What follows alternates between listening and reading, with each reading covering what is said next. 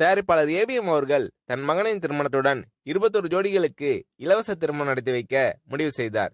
இத்திருமண விழாவுக்கு எம்ஜிஆர் அவர்களையும் அழைத்திருந்தார். திருமண விழாவிற்கு வந்த எம்ஜிஆர் அவர்கள் திடீரென்று தன் காரை எடுத்துக்கொண்டு கிளம்பிவிட்டார். பிறகு சிறிது நேரத்தில் திருமண மண்டபத்திற்கு எம்ஜிஆர் அவர்கள் திரும்பி வந்தார்.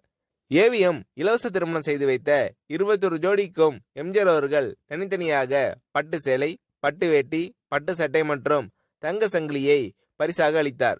தான் கலந்து கொள்ள அழைக்கப்பட்ட திருமணம் தானே என்று எம்ஜிஆர் அவர்கள் கலந்து கொண்டதோடு மணமக்களை வாழ்த்திவிட்டு திரும்பவில்லை.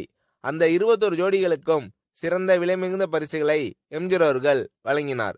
எம்ஜிஆர் அவர்கள் நடத்தி வைத்த திருமணம் அல்லது எம்ஜிஆர் அவர்கள் கலந்து கொண்ட திருமணம் என்றால் எம்ஜிஆர் அவர்களின் பரிசுகள் அந்த திருமண ஜோடிகளுக்கு நினைவில் நிற்கும் வகையில் வழங்கப்படும்.